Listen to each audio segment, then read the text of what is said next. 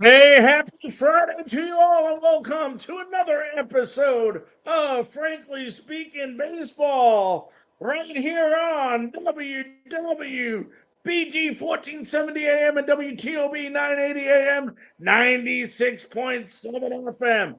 We are also streaming, that's right, streaming on Facebook, YouTube, LinkedIn, Twitter, Twitch. Join all of our Frankly Speaking baseball sports networks and listen to us, join and share. Also, want to thank our 5 fabulous groups that tune in week after week after week on Facebook groups, Real Baseball Talk. They've been here every week with us. Also, Baseball Talk, BASports.com, as well as Baseball Life.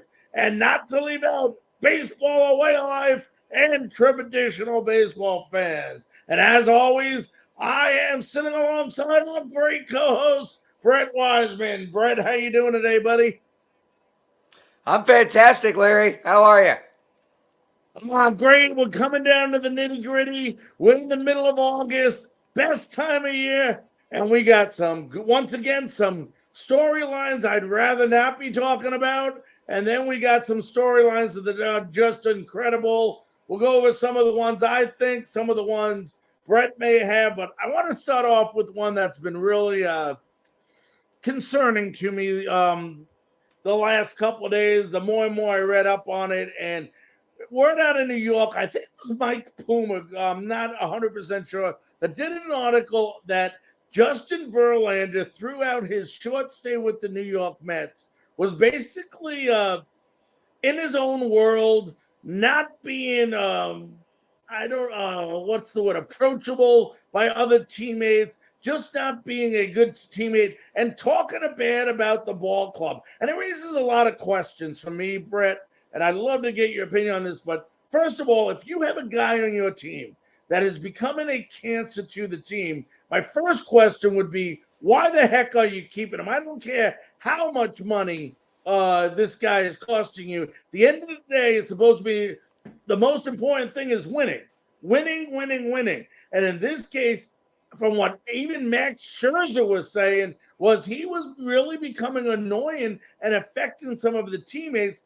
And the second thing is, this is what happens when you put an inexperienced GM. I never understood Billy Aper, then putting him in as a GM, because he was with the Angels before and he wasn't successful. He was actually part of the demise of the Angels. Why does baseball continue to put incompetent people that have failed before back in the same role? It's a great question. And it's one that I've asked myself plenty of times. But to your original question about did the Mets keep Justin Verlander for too long, I think both parties are at fault in that. I think Justin Verlander knew what he was getting into when he signed the dotted line with the New York Mets. He knew full well what kind of situation he was walking into. That means he has no excuses for the way he acted. It sounds to me like he should have never signed there in the first place. Sounds to me like he saw the biggest dollar sign amount.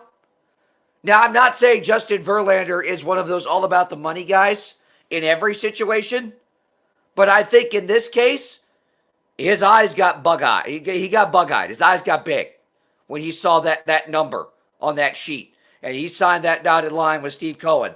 But he knew full well what he was getting into. So he's at fault. The New York Mets are at fault for creating and cultivating this culture of not even complacency, just complete and total dysfunction. Like they have Lindor, Scherzer, Verlander, Alonso, all this talent, and it's so dysfunctional that when you look in the dugout, there's no energy. None Nobody, at all. it doesn't even look like those guys want to be playing baseball right now. When you look at the Brett, post-game isn't interviews, that the it looks like everybody's in their own world in the clubhouse. I mean, there's no cohesiveness to this. It's been like this since April, even Yes. probably since back to spring training. So Justin Verlander knew what he was getting himself into, and he still signed. The Mets have had that atmosphere. So to me, both parties are at fault. Justin Verlander should have never signed, and the Mets should never have signed him. One thing we didn't mention, then you got to put at the top of the list at fault has to be Buck Showalter. Absolutely. Absolutely. Here he is. He's the manager of the team. He's letting this go on. He's seeing what goes on. And I think Buck is an actual, what's the word I'm looking for? He got involved. He was an old school manager trying to change his way into the new analytic world, and it's kicked him in the butt because that's not his way of managing. And that is Bill. You got Bill Epper here that is all analytics, and Buck Showalter here that is an old school type manager that has a lot more gut. Not that he doesn't use any analytic, but you basically miss. You're not mixing. It's apples and oranges. It's not two guys that are working together. And what happens when you create warm and cold air together? It creates thunder. And that's what we're finding out in Flushing right now. Ask Tony La Russa how trying to be a new age manager as an old head worked out. Oh, yeah. Buck Showalter's getting the Tony La Russa White Sox treatment right now.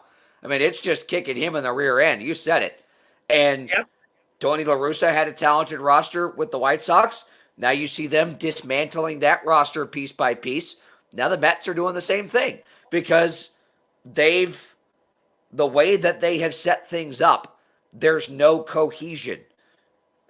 We talked about the roster, but from Buck Showalter to his coaching staff to up top, there are so many differences in philosophy and opinion on how to do things that there's no one direction that the Mets are going right now. Everyone in a position of power in that organization has a different idea of how things should go, which means no arrow is going in the same direction. Absolutely. I could not agree with you more. I'm going to switch it up here, buddy, and I'm going to say a terrible story, a sad story, and I don't want to go ahead and not, just talk about the player because we also have other people involved in this that it's very sad for too. But the Wander Franco story is just getting worse and worse and worse. It started with him being suspended by Kevin Cash earlier in the year because of the way he was acting or reacting to striking out or making mistakes on the field that other teammates were complaining about. Listen to what I said. There was a coach here that did something about his player that the other team was complaining about, which is Kevin Cash. Now you're kidding. A manager can do that? Hey, Aaron Boone. Aaron Boone. Hello. I tell you what. Now it just so happens, and it's sad, and I feel bad for the people involved. The people that are complaining about it, but now Wander Franco, has actually it's more than one case now, Brett. Underage ladies coming out saying one as young as 8th grade saying that he had either sexual experiences or whatever, and it just gets worse and worse. Could we have seen possibly the last of Wander Franco?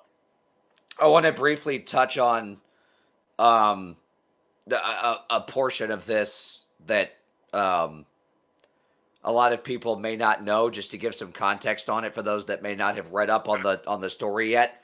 On Sunday, it was the thing started circulating that a 14-year-old girl had posted pictures with Wander Franco and had said that because Wander Franco did not give her, I believe her words were hush money in a Mercedes, yes. were the girl's words in the post, that she was going to expose him. Those pictures to me looked pretty darn legit. And now that he's not only being investigated here in the U.S., But now he's being investigated by authorities in his home country in the Dominican Republic for having a similar relationship with an underage girl in the off season, in the winter, in the Dominican Republic. And then had this relationship with this girl earlier on this season. Like, this was going on while he was playing Major League Baseball. Right. That's disgusting. Beyond any... Larry, there's no words. There aren't any words. There isn't. It's completely... And to answer your question, if this all turns out to be true, which I'm an innocent until proven guilty kind of guy, but there's a lot of evidence pointing to more towards guilty than innocent at this point. I don't think Wander Franco's playing another Major League Baseball game in his life. Yeah, and if it's true, I hope he doesn't. Yeah, obviously, if it is true, I mean, what team would want him? I mean, you got to really be sick. I don't care how he plays the game. This is sickening, disgusting, not just for someone like myself that has kids, but for anyone. It's just, I don't understand it.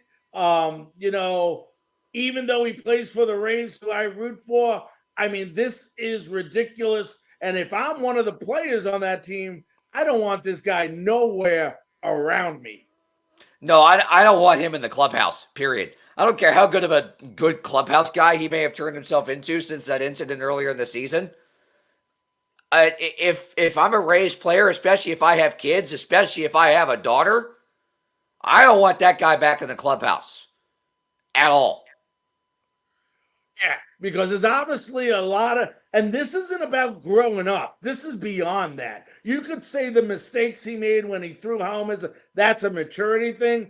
What he's done with these women has nothing to do with maturity. It's just stupidity, ignorance, and sickening to even hear about somebody doing this stuff at someone that is his age.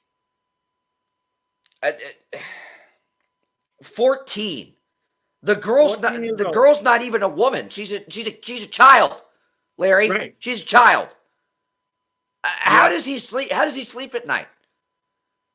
Well, going forward, he's not going to be sleeping very well. Let's hope and once again, we don't know. We didn't get all the facts yet. Like you said, it's not looking good for him, but I'm going to hold judgment, complete judgment until I get all the facts. But if the facts that I'm hearing are true, I'm just nauseated and sick by the entire thing. And if it is true, Brett, I hope he never plays Major League Baseball again. That's just my own personal opinion. But and that's you as a Rays fan saying that too. That's correct. Because you know what? There's more important things important in life. And don't get me wrong, this is you and I that are huge sport fans, but we do realize the place of sports in real life. And this goes beyond the game of baseball and is more serious than any sport game or any sporting event could be. The only other thing I can compare it to, at least in my mind, as a Hornets fan, was the Miles Bridges situation. I have like 2 Miles Bridges jerseys in my closet that I wore on a regular basis, and as soon as the story came out, I threw them in the trash. I was like, I don't care if he resigns. He's going to play for the Hornets this year. I'm not rooting for him. Hope he turns the ball over every time he gets it. Hope the Hornets win, but I hope he stinks. Yep. Well, let's move on, my friend. I mean, we wanted to make sure everybody was aware of it because it is news relating to sports as well as out of sports. So it's a sad, sad situation, but not just for Wander Franco. The people involved, it's more of a sadder situation than anything. Now, before we go to break, are the Braves missing Freddie Freeman? Of course they're missing him as the Freddie Freeman, the character, the leader on the field. He's batting .337, 23 homers, 83 RBIs. He's got 16 stolen bases for the Dodgers. But how about Matt Olson replacing him? Yes, he's batting a little less than the batting average, .274. He struck out 100 something times, but he's got 43 homers and already 107 RBIs. You got to say the Braves did a pretty darn good job replacing someone that Braves fans thought would never be replaceable. I think you'll trade the 150, 200 strikeouts for the 40-plus bombs and the 100-plus RBIs and the 980, whatever ungodly slugging percentage he has at this point. I mean, when you look at the numbers that they put up in the first game of that doubleheader a week ago against the Mets, I thought the Falcons and Jets played a preseason game. Like it was a football score. I mean, he had 2 home runs in that game, too, on a terrible weather day in New York, like driving rain, wind blowing in. It's Citi Field that's already hard enough to hit there. No, Matt Olson goes 3 for 5 with 2 homers and another one that went off the top of the wall and was like inches from being a home run. No, the Braves aren't missing Freddie Freeman. The Braves, if anything, when you look at the numbers right now, the Braves got an upgrade. And I have no problem saying that.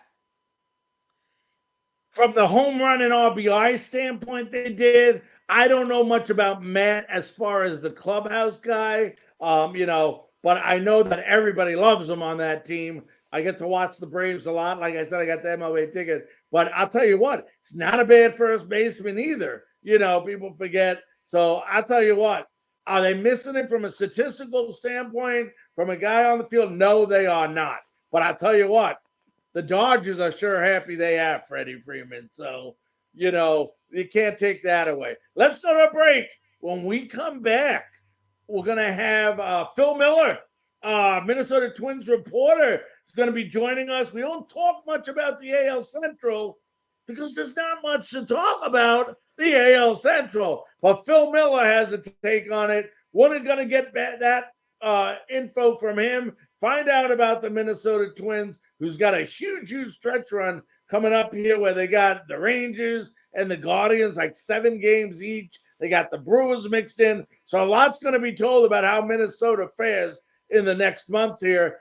And then when we come back with Brett, some possible landing spots if Shohei Ohtani should go somewhere. Should be an interesting conversation. I have my picks. We'll talk about that. Let's go ahead and take a break. We'll be back right after this.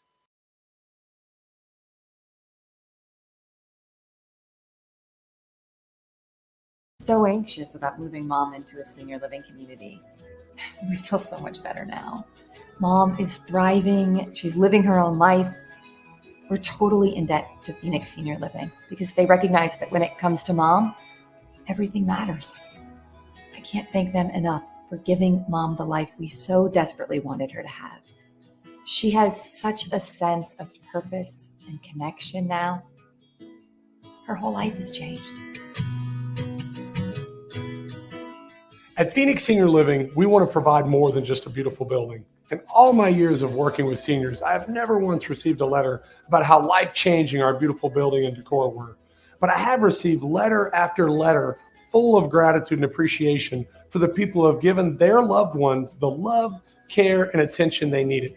For every senior in our care, we invest the time and energy getting to know them, their likes, their dislikes, their interests, their needs, because truly knowing each of our residents and their families is crucial to providing excellent care unique to just them. That's our vision, and it's one we'd be honored to share with you and your loved one. 13 Daggers Tattoo Studio is looking for a new tattoo artist. Must be established with a strong portfolio and good work ethic. Stop by today at 13 Daggers across from Patriot Park on Fort Campbell Boulevard. Clarksville's ultimate tattoo studio. Tattoos, touch-ups, and consultations. See the artist's work online at 13daggerstattoo.com and get the custom experience you want with killer ink. Book today and get pricked by a pro. 13 Daggers Tattoo Studio. Rockin' hard on the boulevard. Ladies and gentlemen, welcome back to Frankly Speaking Baseball.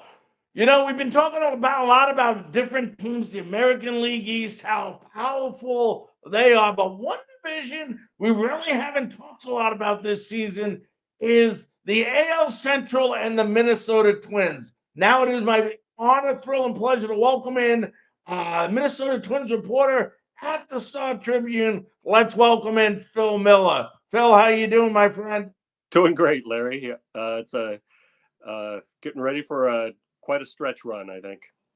Yeah, we're going to talk about that in a little bit, but I wanted to ask you a question. Last year, not a real successful year for Minnesota. Last couple of years, actually. I believe last year they were 78-84, 14 games back in what is considered not a very difficult division. Not that I want to say nothing's not difficult, but did you expect the Twins this year after a 2-year layoff to be back atop the AL Central? Uh, Probably at least one of the top two, and almost certainly because of the weakness of the rest of the division. Like everyone else, we've been waiting for Chicago to take off, and it just has never happened. The Guardians, they seem dangerous, but you wonder if they had enough hitting. I thought when the Twins signed Carlos Correa, I thought that they would be, and then made the trade for Pablo Lopez. I thought that they would be right in the mix. You talk about last year, they finished 14 games out. One thing you don't realize is they were in first place in September, as late as September 4th, I think. They just collapsed down the stretch, a lot of injuries, and they played the Guardians 8 times in the stretch of 10 days and went 1-7 and basically blew their chance to win the division. So I thought that they would be in the race, and it's kind of played out that way. They're not that great, but the division is really having a tough year this year. Yeah, no doubt about that. And you're right on, because this is the Twins team. If you look at them and you dissect them, which you probably have, knowing what you do for a living, but they only batting .239 with runners in scoring position. Lately, unless I'm just imagining it, it seems like the back end of the bullpen's been struggling a little bit more lately than it has been, because I thought it was their strength earlier in the season. Is it safe to say that this team is a power hitting team, relies on the big home run hit and some solid pitching in order to win? They get 48%, I believe, of all their runs on home runs. Yes, it's very, very much a power-oriented team. They didn't think it was going to be that way, but it really has turned into the all or nothing show. I mean, they have Joey Gallo on the team, and there aren't many all or nothing hitters like that around. I think that has surprised them a little bit. They thought that they had enough on base to score a little more, and in fact, they were confident enough in that they traded Louis Arise, who won the batting title last year and is going to win the other league's batting title this year. So I think that shocks them to the extent that home runs have had to carry them this year.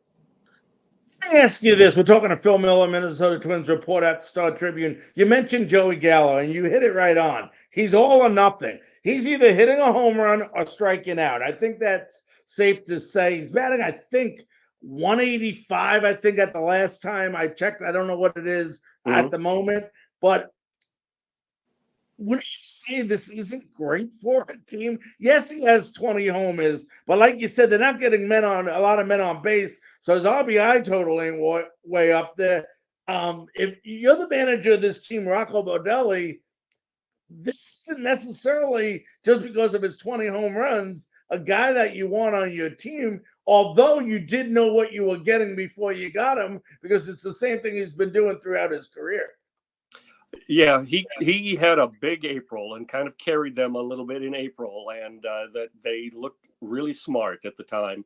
But Joey Gallo has gone through some unbelievable streaks of he had until last Saturday, he had 4 hits this month. He went 4 for 4 on Saturday, 2 homers, and doubled that. But there was, as we came up to the trade deadline, there was a lot of talk that if the Twins traded for a right-handed outfielder, an outfield bat, and they've had a couple of injuries now since then, but there was a lot of talk that would they waive Joey Gallo? Would they cut ties with him? How many teams do you ever consider cutting ties with their home run leader? but it's kind of the season that he's had. It's identical to last year. To ask Yankee fans what it looked like. He just seems hopeless at the plate sometimes, and then 4 for 4 with the walk on Saturday and 5 RBIs, and you think, where's that guy been? Yeah, you get some young guys that I really like. Love to get your assessment on because I really like him. Obviously, Royce Lewis. I mean, the more this kid gets to play, I think he was injured for a while. He's going to be a good ball player. Matt Wallner, I got to watch the other day. I was real impressed. And then you got a young guy who's injured right now. Haven't seen him in a little while. Named Alex. I think it's pronounced Krylov or something. Kirilloff, yes. Those 3 guys that, young guys that could be the future of this team. And you're leaving out probably their best rookie this year, Edouard Julien, the second baseman, who is the closest thing to a Louis Arise pure hitter that they've had. He has he came up when Jorge Polanco was injured earlier in the year, and basically has made it impossible to send him back down now. So they do have a lot of young talent. This is going to be a team in transition over the next year as they shed some of the veterans and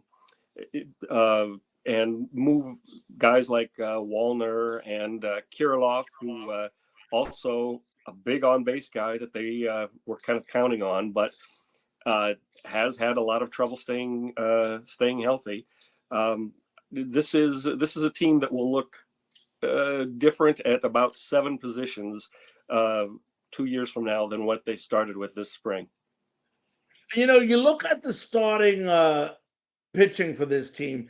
I'm not going to say maybe Sonny Gray. It might sound like a sexy name, but the thing about these pitchers, except for Maeda, is that they win more games than they lose. So from that standpoint, even though that you're not going to find, a guy that goes 18-7 or 15-5, they're doing enough to stay over 500 each of them as a pitcher, and basically in a division where if you're over 500, you're going to win it. And they have been searching for veteran pitching, reliable pitching for the last few years, going through guys like Matt Shoemaker and Jay Happ, Chris Archer last year, Dylan Bundy, guys that they hope that they can kind of resurrect their career, and it has not worked out. But trading for Pablo Lopez has been important.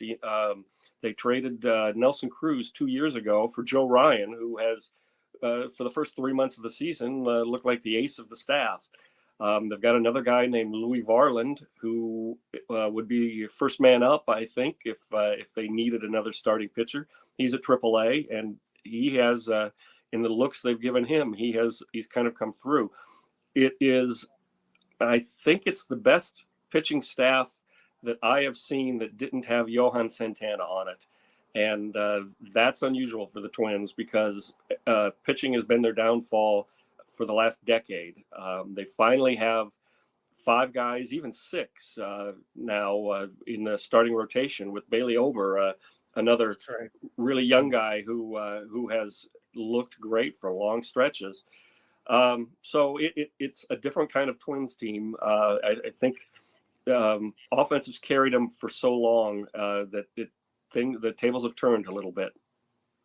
How big is it going to be? I know Joe Ryan's been injured. I've heard talk that he may be back as soon as next week, maybe. Yeah. How big is that there? And what is coming down, like you said earlier, to one of the big stretch runs this season for the Twins? How important is it to have him back? Pretty important. I would think that he was their number one, their game 1 starter in the postseason. I would have said that until he came back from the All-Star break and wasn't the same guy, and went through, gave up home runs in bunches, 2, 3, 4 a game. And finally, he did not tell anybody that he was fighting through an injury, and that they hope that explains it. I would think that they still consider him their number 1 or number 2 guy when he's healthy. He's got that kind of stuff. He's got a fastball that's it's only 92 or 93, but it has more swing and miss potential than their hard throwers. So I would put him in the top, Sonny Gray with him, and Pablo Lopez and Bailey Ober behind him. I would think that that's how they would go should they get to the playoffs. And we know that we know from last year that it's too early to count on that. You mentioned, and we talked about a couple of times, this stretch run coming up. They got Pittsburgh this weekend. Then they play the first place Brewers, the first place Rangers, and then the team fighting with them for the battle in the AL Central, who's only 4.5 games out, the Cleveland Guardians. And everybody knows when you have a Terry Francona on the other side, you never count that team out. Talk about the importance of these next 4 series and how it can decide the fate, really can, of the Minnesota Twins. Yeah, and they have not always risen to the occasion against some of the better opponents this year, although they did just take 2 out of 3 in Philadelphia, which gave them a little bit of a boost. You're right. And actually the schedule goes Rangers, Guardians over a 2-week path. And that's playing one of the hottest teams in baseball and the team that just absolutely obliterated them down the stretch to steal the division. Things are a little different this year. They're only 4 games above 500, I believe. But the Guardians are 5 below and have not looked like a real challenger to them. So this next 3 weeks, I think probably decide the division. Last year we thought the same thing, and they fell apart. So I will be interested to see if there's any carryover memory from just how badly things went last year. I'm to Phil Miller, Minnesota Twins reporter at Star Tribune. Phil, you've had 4 years now to assess Twins manager Rocco Baldelli. What is your assessment of him from first a manager as far as just his style and how he relates to his players? He used to not be he used to be younger than one of his players when Nelson Cruz was here. And that's kind of that's what it feels like. He feels like one of the players. He's very much got a player sensibility. His career was greatly damaged by injuries, and he knows what it's like to go through that. And so he's very, very mindful of what can I do to help keep these players healthy. It frustrates fans, I know, that he tends to sit players down more than they would like, that he doesn't push pitchers to throw even 100 pitches is pretty rare for him. He's also a guy that doesn't like to take credit. I'll tell you this, I've never encountered a coach or manager in pro sports who is more willing to say, I don't know. Boy, you got me. When you ask him a question, he does not pretend to have all the answers. But he's relentlessly upbeat. The players love him in the clubhouse. He's very honest. And, you ask him and he'll say he's trying to, he's trying to be the kind of manager that he would have liked to have played for when he was going through a career that was full of promise and ended up hampered by injuries, I guess. A couple more questions we'll let you run, Phil. You mentioned that he doesn't allow a lot of the pitches, and you're absolutely correct. Throw more than 100 pitches is definitely pre-maintenance on making sure they're not going to get injured by throwing too many pitches. And you and I talked earlier about the bullpen not being, the back end of the bullpen struggling more than it had previously. Do you think this is some of maybe the reasoning being that maybe the bullpen has been being overused because he doesn't allow the starting pitches to go that much? You hear that a lot. Sonny Gray mentioned it in spring training, kind of floated that theory himself. And it definitely, I think, was the case last year. The bullpen was worn down. This year, for one thing, they found a great right-handed reliever in Brock Stewart, who unfortunately has missed a month and a half now with an injury. But the back of the bullpen, I think they feel pretty confident if they have a lead in the seventh inning. Yohan Duran is one of the great unknown relievers, I think, around the league. He's thrown a couple of pitches 105 miles an hour, which you can imagine how hard that is to hit. He has given up a few runs lately, but I don't think any team wants to face him in the ninth inning. They have Emilio Pagan, who used to be a closer in San Diego, has gone through some rough times here, but is having a strong year as a setup guy. If they can get Brock Stewart back, they have Caleb Thielbar back to be their left-handed guy. The last 6 weeks have been pretty up and down for the bullpen, but they feel like they're starting to turn it around a little bit. I think, especially with Duran, I think they go into the postseason, should they get there, feeling like they've got a ninth inning guy that they can trust. And it's been a few years since they can say that too. And that was my last question. You segued right into it. Is if this, I don't even think it's a matter. If I really believe this team in this division is the best, let's just say hypothetically they get to the playoffs. Do they have enough on this team to compete with the other teams that'll be in the playoffs and make a run at it? You mean win a single game? That's not a single game, but know what I'm saying. I'm just saying that is the first step for them. They have lost 18 consecutive postseason games. They have not won a postseason game since 2004. It's one of the most weirdest streaks I think you can imagine in sports, because you'd think they would luck into one at some point. That'll be step one, and that is what the fan base wants. Do they have enough to go deep? I don't. I think that good pitching has really given them trouble this year. But the postseason, home runs and good pitching can carry you. Those are the things that the Twins have. It would have to be, be a shock like the Phillies making the World Series last year. But I am a believer that once you get to the tournament, anything can happen. They're built for a hot streak, even though they've only had a couple. Well, they haven't really had a tear it up streak this year, but I think they feel confident with their starting pitching, hit some home runs, and see how it goes. So I'm not going to write them off. All right, my friend. Well, listen, Phil, I want to thank you very, very much taking time out of your busy schedule to join us here on Frankly Speaking Baseball. Good talking to you, Larry. All right, you too. Take care. All right, that was Phil Miller, Minnesota Twins reporter at Star Tribune. Let's go ahead. Let's take a break, and we'll be back right after this.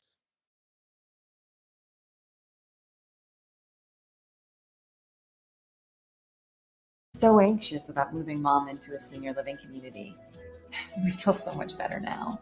Mom is thriving. She's living her own life. We're totally in debt to Phoenix Senior Living because they recognize that when it comes to Mom, everything matters.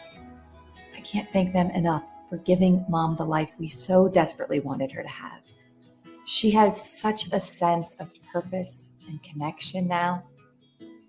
Her whole life has changed.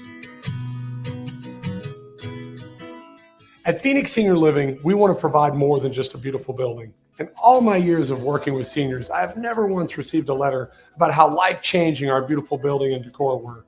But I have received letter after letter full of gratitude and appreciation for the people who have given their loved ones the love, care, and attention they needed. For every senior in our care, we invest the time and energy getting to know them, their likes, their dislikes, their interests, their needs, because truly knowing each of our residents and their families is crucial to providing excellent care unique to just them. That's our vision, and it's one we'd be honored to share with you and your loved one. 13 Daggers Tattoo Studio is looking for a new tattoo artist. Must be established with a strong portfolio and good work ethic. Stop by today at 13 Daggers across from Patriot Park on Fort Campbell Boulevard. Clarksville's ultimate tattoo studio. Tattoos, touch-ups, and consultations. See the artist's work online at 13daggerstattoo.com and get the custom experience you want with killer ink. Book today and get pricked by a pro. 13 Daggers Tattoo Studio. Looking hard on the Boulevard. Ladies and gentlemen, welcome back to Frankly Speaking Baseball here on WWBG 1470 AM, WTOB 980 AM, 96.7 FM, and let's not forget the Back of the Road Sports Radio.com, as well as streaming live on Facebook, YouTube, LinkedIn, Twitter, and Twitch. What a great show we've had so far. And, we're going to talk about a topic that if you live in California, especially in the LA area, you don't want to talk about it. You don't want to even think about it because the thought of the greatest baseball player, and I'll say it, Brett, to possibly ever play the game. And I'm going to agree with you. Could be on the move. Should not be on the move. But what are some of the possible locations that All-Star Shohei Ohtani could land? We're going to start with you first, Brett. Where do you think, if it's not the Angels, okay? But we're not going to include the Angels in this for the sake of argument. Where are some landing spots that you would think would be intriguing to Shohei Ohtani? I'm going to rule. I know we're going to rule out for the sake of argument, but even without that, I would rule out him returning to the Angels. I think he decided he was out the door, regardless of whatever saving face they tried to do at the trade deadline this year. And we now see, given their record currently, that has more than backfired. But I think you have to look at the Dodgers. I think he wants a large market. I think he wants a passionate fan base to play in front of.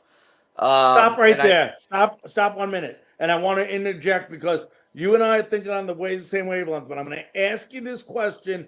And for those fans listening, this is in no discriminatory way, but how much, first of all, California, if you folks don't know it, is I think it is the highest state besides Hawaii, okay?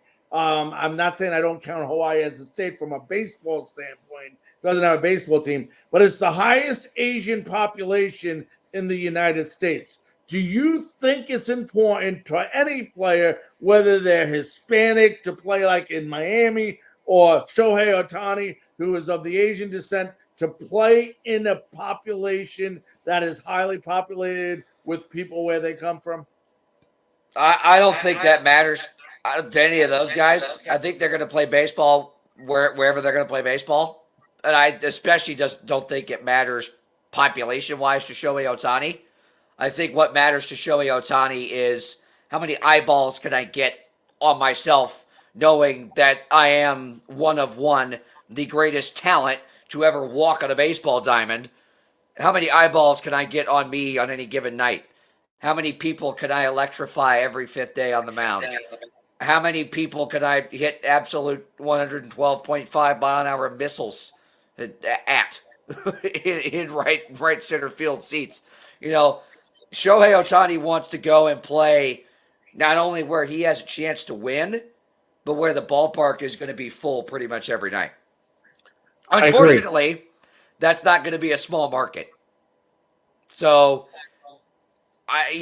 Yankees, Dodgers, Mets, Red Sox, the quote-unquote marquee franchises, would the Cardinals be one? Yes. Are they in a big market? No. So, I think you have to look at Chicago, both teams, Cubs and White Sox, which it pains me to say that. You have to look at Boston. You have to look at both New York teams. You have to look at the Dodgers. He's not going back to the Angels. I think if those five, it's a pick of the litter between for Shohei Ohtani between, all right, which one of these large market teams do I have the best chance to win with? That's where I'm going. Well, I'll tell you right now, you hit on the teams that I thought. I had, first of all, the Dodgers were one of them, but the two teams, if I'm Shohei Ohtani and what you say is true, big market where you can get fans every night that fill the seats. I'm going to Oakland. No, not Oakland. What am I saying? Wow, I'm I'm going just to play in kidding. front of cardboard cutouts.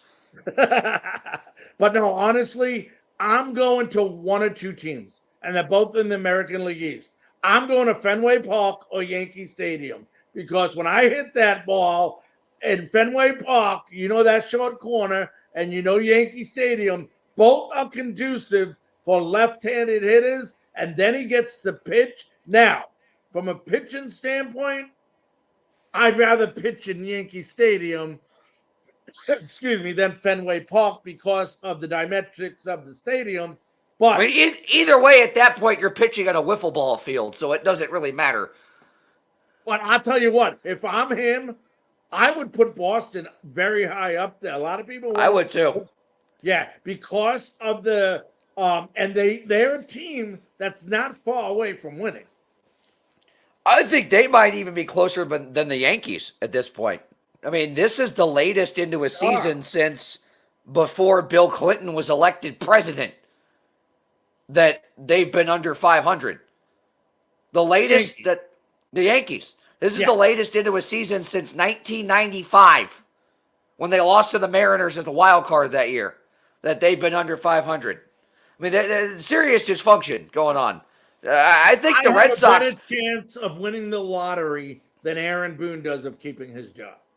Yep, and one thing I will touch on, the Red Sox just went out and signed another Japanese superstar this last winter, Masataka Yoshida, who has played having a great year. Exceptionally well. They also have another one of Shohei Ohtani's WBC Asia Pacific mates, Yu Chang, who was a standout for Chinese Taipei in the WBC. So he's got familiarity with both of those guys.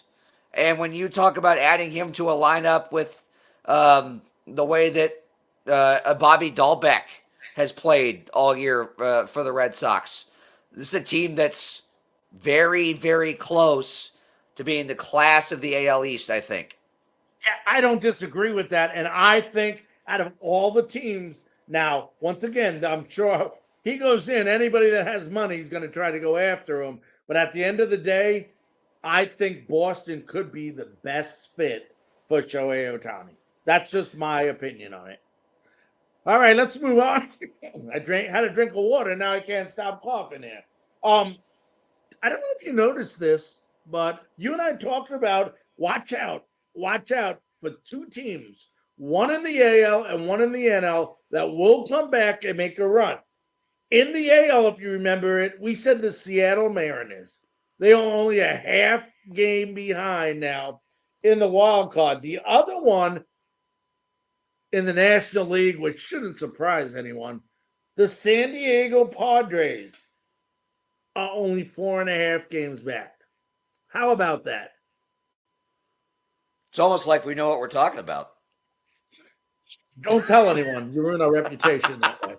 But, Seattle, we talked about this last week. When Kelenic went down, we thought I didn't think it was over. I just think they were in a lot tougher position. They've been playing some great football. Listen to me. Getting ready for football here. Baseball. But, San Diego, we'll talk about in a minute. But San Diego, there's only one way in. And that's the wild card, because the hottest team in baseball right now is the Los Angeles Dodgers, who I know they're 10-0 in their last 10 games. They are playing great baseball. Let's talk about the American League wild card a minute. Right now, when you look at it, I'm pulling it up here just to make sure I have it up to date. Seattle, you got Tampa Bay, Houston, and Toronto.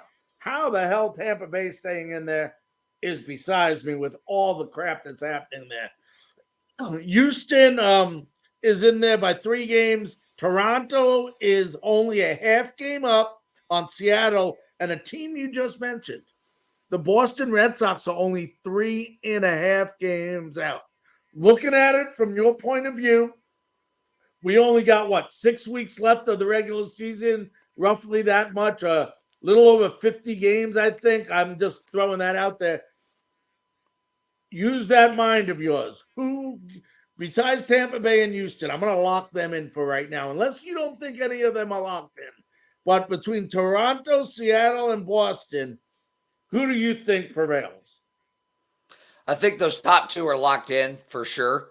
Um, I like the way Toronto's set up of those three options. I think Seattle's got a shot. I don't think they have what it takes to sustain things down the stretch. I think Toronto has the right pieces. They went out and got the right pieces at the trade deadline to add Bichette's some coming back. depth there. Bo Bichette not lost. He is coming back. That's almost like making a trade, and they went out and got Paul DeYoung to fill the gap for the 4 to 6 weeks that Bo Bichette was going to be out. So we look at Toronto pitching wise, they're loaded. They went out and got Jordan Hicks to add to that bullpen. He's been fantastic for them. Yes. We knew they had the offense. They went out and bolstered the pitching at the deadline, added a couple of offensive depth pieces as well. They had been a pretty consistent team all year, but now we're really starting to see what they're made of. And I think down the stretch, we're going to see a Blue Jays team that is seasoned, that is poised, and that knows what they have to do, and they've got the pieces in place to get it done. I agree with that sentiment. I think Toronto, they got somebody else back just now. I forget who it was, but that team is looking better now with all the pieces coming back. So watch out for Toronto. I want to move to the NL wild card before we wrap it up because it's intriguing me. We mentioned San Diego. Then when you look at this NL, look how tight it is. You have Philadelphia 3.5 game lead in the wild card. San Francisco 1.5 game lead. Chicago, Cincinnati, and Miami are all tied for that last spot. Arizona, your team, I say your team because you've been pulling for them, 1.5 game back. And then you got San Diego, 4.5 games back. For those of you New York Met fans watching, 7.5 games back. So it'll There's be more still amazing hope. more amazing than 1969 if this happens. But I want to get your take on that final. I have my opinion, but before I tell you who I think the team that prevails in that third, or, it could be the top two more spots in the NL. How do you think the NL wildcard ends up? As much as I love Arizona and I love what they've done and been able to do, and as much as I love what Miami has been able to do, there's no team out of those options that has the most seasoned and most experienced talent to know what style of baseball to play this time of year than the San Diego Padres. They have the pitching, they have the offense, they have the defense, but they also have the experience. They have the seasoning to know what to do at certain situations in crunch time, in important dog days of August, important September baseball games. Miami hasn't been there. Arizona hasn't been there. For all these teams, their postseason is every day for the next 50 games. That's correct. And of the three teams that would know best what to do every one of those given nights, I am putting my money on the San Diego Padres over a team of youngsters in the desert or a team of youngsters in South Beach. All right. I think the favorite there's no question asked, would be San Diego because of the pitching. I watched Blake Snell yesterday night, was tremendous. I love this guy Grisham they have, who played a great game last night as well, because everybody talks about Machado and Tatis, but this kid was incredible. Ha-Sung Kim as well. Nobody talks enough about that guy. That guy is a Who's that? hitter. Ha-Sung Kim, the second baseman. Yes. Who basically booted Jake Cronenworth from that spot because you have to get his bat in the lineup. I mean, that guy is a ball player. But I'm going to tell you something. I really like the Chicago Cubs' chances. And I'll tell you why. People laugh at me. First of all, I think they have a terrific lineup. We talked about that last week. They got decent pitching, especially their bullpen. But a lot of things that go unnoticed with this Chicago Cubs team is they are in the top 5 in fielding in all of Major League Baseball. And you and I say so much on this show, pitching and defense wins championships. Now, I'm not saying crown them the World Series here, but I'm saying that down the next 6 weeks, it's the teams that play the most flawless baseball that have the best chances of winning. And I'm telling you right now, I would think it's between those two teams, the Cubs and the Padres. And with the right now, I would say the Cubs would, 4.5 game lead up on San Diego could just inch them out in that wild card spot. That's just my opinion. I mean, as a Cardinals fan, everything you just said makes me incredibly nauseous. Yeah, I'm like about to dry heave puke right now. It's disgusting. Don't do that on the air.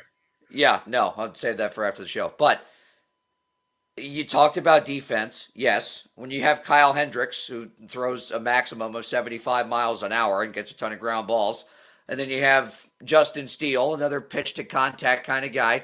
They've got a great defense behind them. Guess what? The Padres have the same thing. They have Joe Musgrove, who throws a maximum of 80 miles an hour, gets a ton of ground balls. Blake Snell's that, 1A pitch to contact, 1B has that nasty slider over the top, 12-6 curve breaking ball to pull out of his back pocket, or he can go 96 when he wants to. Both these teams are set up basically the same way, which is why, for me, it comes down to experience. Justin Steele hasn't pitched important September baseball games. Kyle Hendricks hasn't pitched important September baseball games since 2016, the last time the Cubs won the World Series, which, by the way, they've only won once in 108 years, but, Anyways, for me, it comes down to experience. There are a lot of young guys in that Cubs lineup as well. Christopher Morel is playing fantastic. Yep. He hasn't taken at-bats in the middle of September when his team's in a pennant race. Manny Machado has. Fernando Tatis Jr. has. Well, I guess what, buddy? Only time will tell. And you know what? We have to end on that note, actually, because we are running out of time. But once again, there's so much to talk about. In an hour show, you just can't get it all in. But once again, folks, another great show, another great episode, and we're going to have even more as time crinkles down here in the pennant races in Major League Baseball. Make sure to tune in next week, same time, same place, same channels. For Fred Wiseman, I'm Larry Frank.